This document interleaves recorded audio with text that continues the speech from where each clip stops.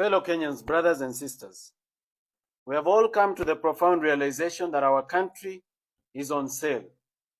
Shockingly, the buyer is also the seller.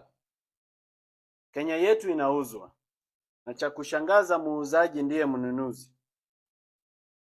In the year 2013, a group of powerful individuals sat in a room and made a plan to be the wealthiest men in the world, to the disenfranchisement of many Kenyans. They hatched a grand scheme that would earn them an empire only similar to the Russian oligarchs. It was simple. Steal as much as you can, make Kenya poor as much as you can, then bring back the money that has been stolen and buy everything that is valuable in Kenya, then dominate the people as their landlords. However, they had to overcome one obstacle. Kenya had just received a new constitution, which required every shilling of revenue, including money borrowed, to be deposited in the consolidated fund.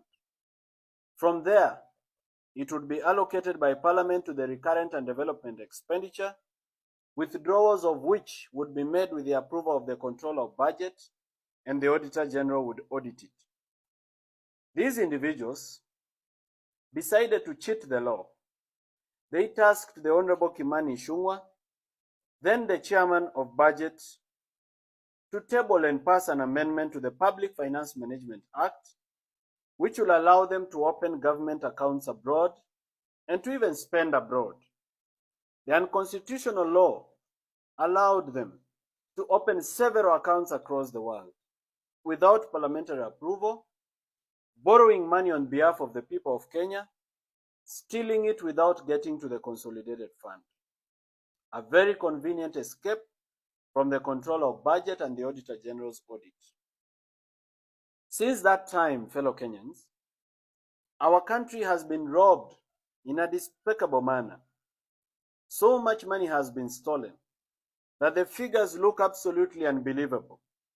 It is even difficult for me as Morara Kebaso to make Kenyans understand the magnitude and billions of trillions when most of them have never touched 1 million shillings in their life. This money was stashed abroad in bank accounts across various continents, from Hong Kong to Cayman Islands, to Jersey City, to Dubai, to Panama, to Malta. Money was stolen and kept abroad. This money was meant for your health care. It was meant for your children's education. It was meant for your own education. It was meant for development projects across the nation that would save Kenya and that would give millions of jobs. And it was stolen with uttermost greed and reckless abandon. Our country has been deliberately made poor. Why? It is because they want to make it cheap for the buyer. State corporations that employ very many Kenyans have been run down to intentionally make losses so that these individuals can justify privatization of these institutions. The hyenas of Kenya have decided they want to eat their own children, and they have accused them of smelling like goats. Unfortunately, the hyenas want to eat everything, including national assets that are sensitive to national security. A case in point is the Jomo Kenyatta International Airport. The Kenyan law does not permit any Kenyan to buy any public asset unless through a very tedious process under the Asset and Disposal Act and many other laws. But here comes a foreigner who has been permitted to own 20% of our airport after a 30-year lease. What a shock! Something that any Kenyan cannot be allowed to do, regardless of how much money they have. And yet these are foreigners, and they are allowed to own this. The purported foreigners are not even foreigners. They are proxies for Kenyans who hide behind foreign names and foreign faces. Our money that has been stolen since 2013 when Uhuru Kenyatta was president has started coming back through proxies in the face of investors. They call it public-private partnership or privatization or foreign investment. Very sweet words for state capture and money laundering. In February of 2024, the Cabinet of Kenya, led by President William Ruto, approved the following state corporations for sale. The first one was the National Bank of Kenya, where the government of Kenya owns 22% and NSSF owns 48%. Consolidated Bank of Kenya, where the Deposit Protection Fund owns 50% on behalf of the government of Kenya. Development Bank of Kenya, where ICDC owns 89% on behalf of the government of Kenya. Agrochemical and Food Corporation ADC, where ADC owns 28% and ICDC owns 28%, all on behalf of the government of Kenya. These are state corporations that were supposed to be sold or privatized. Kenya Wine Agencies, 72% is owned by ICDC. East African Portland Cement, warehouses were demolished recently. NSSF owns 27% and government of Kenya owns 25%. All this is the government of Kenya ownership. Kenya Meat Commission was to be privatized, where the government owns 100%. New KCC, ya maziwa, government of Kenya owns 100%. The Numerical Machining Complex, under the Kenya Railways Corporation, 51% owned by University of Nairobi and 49% owned by Kenya Railways Corporation. Miwani Sugar Company, which is under receivership, the government of Kenya owns 49%. Muhoroni Sugar Company, where ADC owns 16%. Cabernet Hotel, where Kenya Trading Corporation owns 98.2%. Mount Elgon Lodge Limited, Kenya Trading Corporation owns 72%. Kitale Municipal Council owns 13%. And Trans Nzoia County Council owns 13%. These were to be sold, all of them. Golf Hotel Limited, Kakamega Municipal Council owns 20%. Sunset Hotel, Kenya Trading, KTDC owns 95.4% and Kisumu City owns 4.6%. Kenya Safari Lodges, KTDC owns 63%. KWS owns 0.02%.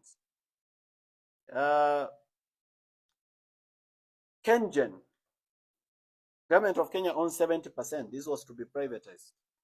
Kenya Pipeline Corporation, 100% owned by the government of Kenya, where money was stolen recently. It was to be privatized. Kenya Ports Authority, 100% owned by the government of Kenya, was to be privatized. There is another agency called the South Nyanza Sugar Company. It was also to be privatized, where the government of Kenya owns 98%. Nzoia Sugar, where the government of Kenya owns 97%. All these are state assets of great value. They employ several Kenyans, but these assets were supposed to be privatized in the name of allowing them to make profit, when they've been intentionally run down and made to make losses, so that the people who've stolen our money can find something to buy. Ladies and gentlemen, you and I know the buyers, and the buyer is also the seller, and the seller is the buyer. The mission for these people is to build empires that can be passed down through their descendants like royal families. But they want to do this by impoverishing and making us all poor. They want to do this all on the backs and in the sweat and tears and blood of dying Kenyans who can barely afford to eat. Today, we stand on ashes. We stand on a broken country that cannot afford basic necessities of life. Our natural resources mined and taken abroad to develop other countries with no benefit to the Kenyan people except corrupt politicians in power. Our gold, our petroleum, our coltan, our gemstones, our titanium, our mica, our diatomite, all gone. Stolen by white people who bribe black people in power because they are too greedy to think of the future of their children. We have become beggars in our own nation. We are so angry and bitter that sometimes we forget and fight amongst ourselves. We have lost any hope in our future. We are in a state of darkness. A thick smoke has engulfed our nation. We are a population which is poor, destitute, and drowning in the tears of sadness. While we continue to cry about the state of our nation, some individuals and their children are living large and enjoying fine things. They have bought helicopters, private jets, rare cars, luxury boats, expensive watches, expensive belts. They have bought holiday homes around the world, and they have invested in building private cities. They have bought our banks. They control the sectors of our life. We cannot move without fueling in a petrol station that is owned by them. They process our food, and we eat their brands. We have become beggars at home. Fellow Kenyans, were we born to be poor, sick, and die? Aren't we entitled to human dignity? Why should we live like slaves at home? People of our nation, we have tolerated mediocrity for far too long. We have tolerated incompetent politicians who steal our money, insult us, abduct us, kill us, and continue to lead us as if they own us. We have become like pieces of furniture in a rich man's house. We need to liberate ourselves. We must set ourselves free from tribalism, corruption, and poor governance. We must liberate our minds. We need a new dream. And the time is now, not tomorrow.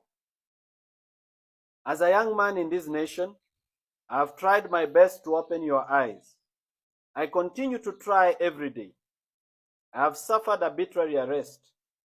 I have slept in cold police cells. I have been hit by metallic chairs on my head and on my neck. I have been threatened, trolled, and insulted. My privacy has been invaded. I have lost my property. My previously quiet life has been turned upside down into chaos, where every word I utter can be misunderstood and turned back against me in a sharp knife of condemnation. But I still stand tall, and I hold my head high. I refuse to buy fear. I refuse to give up, and I refuse to live like a slave. In my commitment, I have inspired many of you to join me in this journey. Now this is a movement for change. I don't claim to be perfect, but I am passionate. I'm a team leader and a team player at the same time. I believe we can change it. Ninaamini itabadilika. It is time for us to come together. We need to put aside our ego, our personal pride, or self-importance of any kind. We need to reason together as a nation. We have different ideas. Some believe we should create systems and not individuals. I believe we should mentor individuals of integrity to take over systems and institutions. Well, we can disagree to agree. In that conversation, let everyone's voice be heard in silence. Let us not troll and deplatform those who have sacrificed to present themselves for the burden of leadership. Not everyone can lead. Some of us need to follow and support leadership by mentorship, correction, and prayer. Theirs is a journey of sacrifice, a yoke so heavy to bear, but in stride and grace they bear it. On this day, I want to thank those who have stood with me, those who do not know me but defend my reputation on social media, and in gatherings of every kind. Those who fund my activities with their hard-earned money without counting losses. I thank the brave soldiers that fight with me every day.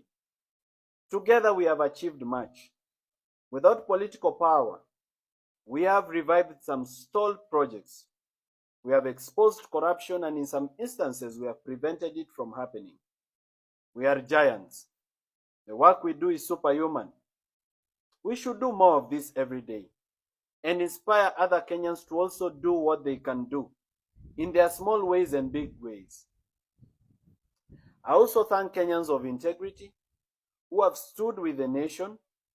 Notably, I want to recognize the effort of Honorable Kio Mtata, Honorable Richard Onyonka, Honorable Gathoni Wamuchomba, Honorable Jimmy Wanjigi, Eric Omondi, media personalities, content creators like Crazy Kena, musicians who have sung about bad governance like Nonini and Shanky, the Law Society of Kenya, judges, bloggers, spoken word artists like Oeba, YouTubers, TikTokers, Kenyans on X, civil society groups, whistleblowers, and all Kenyans of good intent. If I have not mentioned it, it's not because you're little, but because I may not be able to mention all of you. May you live to see the change that you're fighting for. And may your sacrifice be rewarded in abundance. Now, ladies and gentlemen, the government has learned about your sacrifice and your relentlessness. To divide and conquer you, they have opened several battles. They want to wear you down and scatter you so that you fight different battles in different directions. In less than 3 months, the country has witnessed controversial legislation on the extension of term limits of the president and parliament and on the agriculture bill, a disastrous healthcare system, worker strike, a divisive impeachment, university funding quagmire, an airport theft, abductions, killings, and so much more that we are confused which war to fight and which one to wait. This is deliberate and very intentional. It is the mission of those in power to wear us down and drain our energy. It's an emotional fatigue strategy. We must forge an alliance. We must combine our efforts and combine our problems into one message: regime change. We need to completely overhaul the system. We need to recall members of parliament. We need a fresh election for the presidency before 2027. We are impatient. We cannot wait for 2027. We need to wipe out this corrupt system and their cousins, whichever way they come. To achieve this, we must fight for the reconstitution of the Independent Electoral and Boundaries Commission, IEBC, which has been deliberately dragged in the courts so that it is not formed. We need various efforts working towards the same goal. We may not do the same thing, but everybody can do something. Lawyers should file cases. Online activists should whip the masses. Musicians should make music. Journalists should inform the public. And every Kenyan should do whatever they can, including influencing other Kenyans in the mobilization against regime change. It will not be easy, but it will be worth it. And in all things, ninaamini itabadilika. Thank you, and God bless you.